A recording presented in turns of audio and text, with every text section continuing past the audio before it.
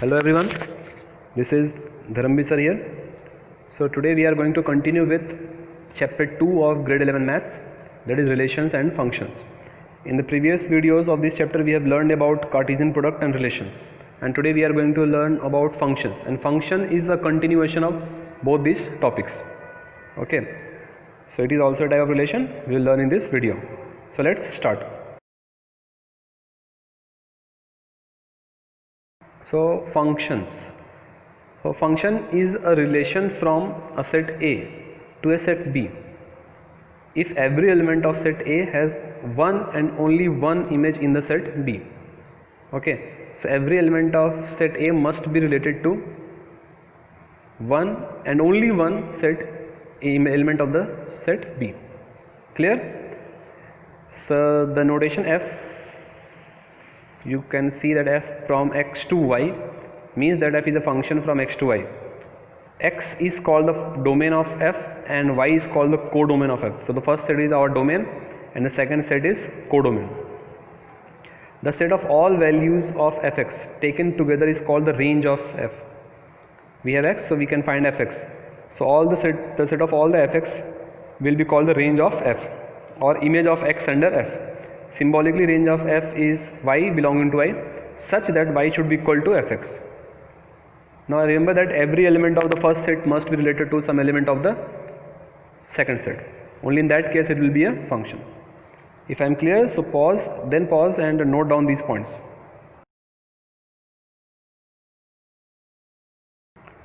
So a real valued function is also a type of function.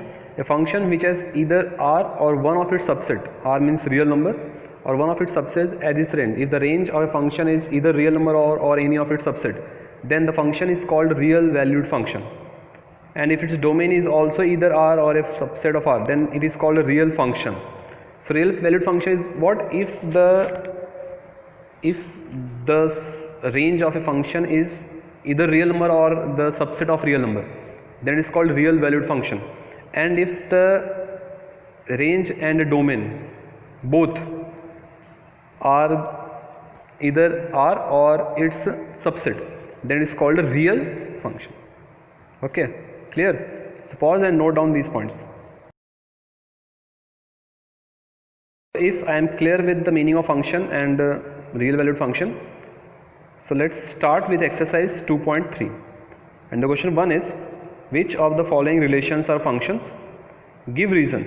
If it is a function, determine its domain and range. So first we have to check whether it is a function or not, then we have to give the domain and range. So I have solved the first part for you. Domain of the relation, domain of the given relation is what? 2, 5, 8, 11, 14, 17. So since every element of the domain has a unique image, every element is related to some different element. Okay, it is not that 2 is related to 2 elements, 5 is related to 2 elements. No, each element is related to a single element, so it is a function. Now domain of the function will be equal to what? The set of first element, so 2, 5, 8, 11, 14, 17, and the range is what? The set of second element, and since all the second element are same, so range of the given function will be equal to what? 1. It is very simple. If every element of the first set is related to a unique element of the second set, then it is called a function. Clear? If I am clear, then pause and note down the solution. Moving to question 2. Find the domain and range of the following real functions. We have two parts. I have solved the first part for you. Fx is equal to minus modulus of x. We have to find the domain and range. Now since modulus of x is defined, we know that it is defined, that it is real and finite for all real numbers. So minus modulus x is also defined for all the real numbers. So since the modulus function is defined for every real number, so minus of the modulus is also defined for all the real numbers. Clear? So the domain will be equal to what? R, because all the modulus belongs to some real number, whether positive or negative, but all belongs to some real number. Therefore we can say that domain of f is equal to what? R. Also for all x belonging to R, modulus x is always greater or equal to 0. If modulus x is greater or equal to 0, then minus of modulus x will be the reverse case. Okay, so minus of modulus x will be less or equal to 0. So fx, which is our minus of modulus x, is less or equal to 0. So we say that the range is less or equal to 0. The set of all the elements less or equal to 0. So we don't know how much less than 0. So we define it from the minus infinite to 0. And since we never include minus infinite, so it will be always an open interval. We have learned about open and closed interval in chapter 1. So minus infinite will be open and 0 will be closed. So we have our domain equals to R and range equals to minus infinite to closed 0.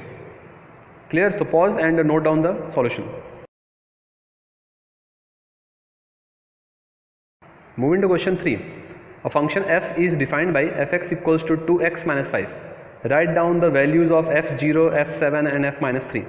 So we have fx equals to 2x minus 5 and we need to find f0. So replacing x by 0, we get f0 is equal to 2 into 0 minus 5, which is equal to minus 5. Very simple. Then we have f7, so we have to replace x by 7. So f7 is equals to 2 into 7 minus 5. So this becomes 14 minus 5, that is 9. Then we have to find f minus 3. So replacing x by minus 3, we get f of minus 3 is equal to 2 into minus 3 minus 5. So this is minus 6 minus 5, which is equal to minus 11. It is very simple. If we have fx, then we can find the value of fx for any value of x. So here we have replaced first x by 0, then x by 7, then finally x by minus 3. This is the sum of grade 9 levels also. So if I am clear, then pause and note down the solution.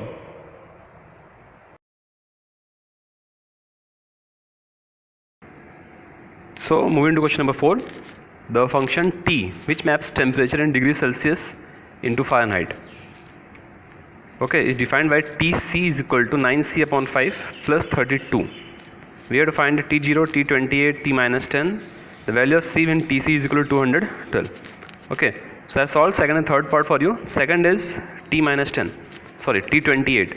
So we have to replace c by 28. So we have T28 equals to 9 into 28 upon 5 plus 32, which will give 252 upon 5 plus 32, which is equal to 50.4 plus 32 is equal to 82.5. So T28 is equal to 82.4. Clear? And third one is we have to find T minus 10. So replacing c by minus 10, we have T minus 10 is equal to 9 multiplied by minus 10 upon 5 plus 32, which is equal to minus 18 plus 32, which will give 14. So T minus 10 is equal to 14. So this is very simple. So pause and note down the solution. We have question number 5. Find the range of each of the following functions. Okay, so there are three parts. I have solved second and third. Second is fx is equal to x square plus 2 and x is a real number. Now fx equals to x squared 2. X belongs to r. It is given that x belongs to real number. Now x belongs to 2 implies x square is always greater or equal to 0. Clear? The square of any real number is always greater or equal to 0. Square cannot be negative. So adding 2 to both sides. Why 2? Because we need x square plus 2. So we get x square plus 2 greater or equal to 2. So from this we can say that fx is always greater or equal to 2. Clear? Greater or equal to 2 means it can be equal to 2 and greater than 2 means it can go up to infinity. Okay, so fx belongs to what? Closed to and open interval. Why open infinite? Because infinite cannot be equal. We cannot include infinite to anything. Clear? Therefore fx belongs to closed to open infinite. So the range of fx is to infinite. 2 to infinite. Clear? Remember that infinite is not included in the interval. It should always be open, be it positive or negative. Now the third one, fx is equal to x and x is a real number. X belongs to r.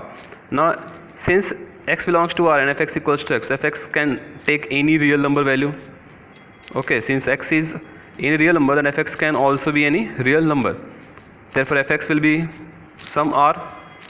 Therefore the range of fx is r, that is the range is equal to r. I hope I am clear. So pause and note down the solution. With this we end exercise 2.3. So solve the remaining sums, remaining parts of the sum, and don't forget to solve the examples given before the exercise. Clear? So thank you and all the best.